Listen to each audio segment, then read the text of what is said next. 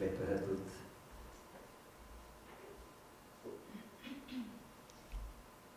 Ok.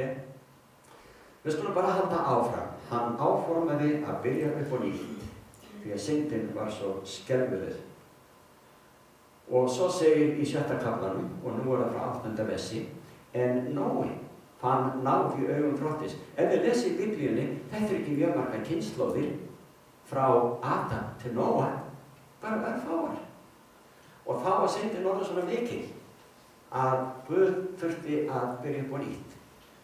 En það var einn, það var að segja Nói, hann var maður, réttlátur og vandar á sinni öld og Nói gekk með Guði. Hugsið ykkur hvað það er stórkostlegt þegar karlar og konur yngri sem eldri, jafnvel notum, geta gengið með Guði. Guð tekur eftir því, alveg sem með Nóa. Og Nói gat 3 sonu, Sem, Kam og Jafet. Jörðin var spillt í augsýn Guðs og jörðin fylltist glæpaverkum. Hugsið ykkur. Í 12. versi segir, og Guð leit á jörðina og sjá, hún var spillt orðin því að allt hold hafði spillt vegum sínum á jörðinni. Þá mælti Guð við Nóa, endir alls holds komin fyrir minni augsýn, því að jörðin er full af glæpaverkum þeirra. Sjá, ég vil afmá þá af jörðinni. Guð hafði góða ástæðu og þetta var algjör nauðsyn mannkynsins vegna. Ef að einhverjir átt að lifa af, það voru ekki nema 8 sálmir sem þáu og boðið far í þessi björgunarskipi sem örk Nóa reyndist að vera. Skyldi það vera fátum manni sem að taka fagnandi á móti frelsarana þegar hann kemur, samkvæmt loforði hans. Í 1. Mósebók og 6. kafla, þá, þið sjáum ég hoppa hérna fram og aftur, nú kem ég á 4. versinu. Á þeim tímum voru risarnir á jörðinni og einnig síðar, takkið eftir, bara þessi viðbót þarna í setningunni, einnig síðar segir það voru miklu fleiri stórvaxið fólk. Synir Guðs höfðu samfæri við dætur mannanna og þær fættu þeim sonum, auðvitað dætur líka. Það eru kapparnir sem í fyrndinni voru víðfrægir. Hér hafa margir afbakað orð Guðs, misskilið það, rangtúlkað og jafnvel hafnað því að því að Guð er svona lýsandi í orðum sínum. Synir Guðs eru sagðir hafa verið góðir menn, en dætur mannanna, vondar manneskjur.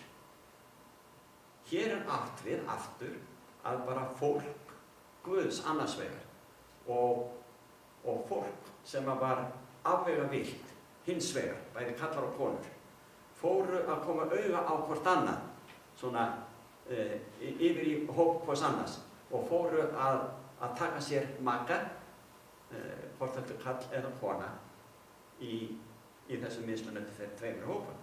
Annars vegar var fólk Guðs, hins vegar var fólk eða afkomendur Kains og fleiri afvegaleitra á þessum tíma. Svo að það var á þessum tíma sem að fólki var mjög hávaxið. Það sýnir ykkur á eftir hvað þeir gátu verið stórir. Það er líka í Biblíunni. Það er gert ykkur grein fyrir því. Í sama kafla, 6. kafla í 1. Mósebók, nú er það 3. versi, þá sagði Drottinn, andi minn skal ekki ævilega búa í manninum, með því að hann einnig er hold, verið dagar hans nú 120 ár. 120 ár. Það er einstaka manneski sem nær því nú á dögum að verða, já, svona 105 eða 10 ára, já, hér á landi. Erlendis ég heyrt svona 117, 18, 125 ára gamalt, einstaka gamalmenni.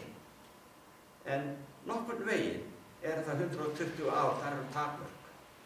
En við höfum eftir að sjá aðra yfirlýsingu í Biblíunni sem minnkar aldrei jafnvel ennþá meira. Þetta er allt í Biblíunni. Þess vegna segir þetta er svo fróðlegt að lesa Biblíuna. Af hverju lesið ekki Biblíuna? Förum yfir í 4. Mósebók í 13. kafla. Það var nefnilega þannig að þá voru sendir njósnarar inn í fyrirheitna landi þegar eftir að Ísrael fór út af Egyptalandi þar sem það var haldið í þrældómi í 100 ára. Nú voru þeir á leiðinni heim og þá sendi Móse inn njósnara inn í það sem nú heitir Palestína eða Ísrael til að kanna landið og koma með skýrslu tilbaka.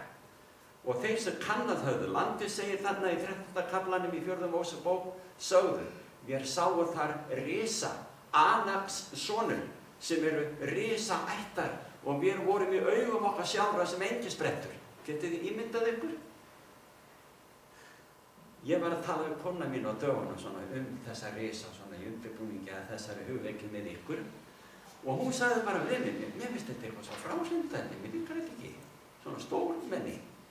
Henni fannst þetta eitthvað svo fráhrindandi, svona stórt fólk. En ef að þetta fólk væri svona stórt enn í dag, tölum bara Guðs fólk, og liti á okkur eins og við erum í dag, þeir myndu sjá bara einhverja pöttur, við erum svo smávaxin.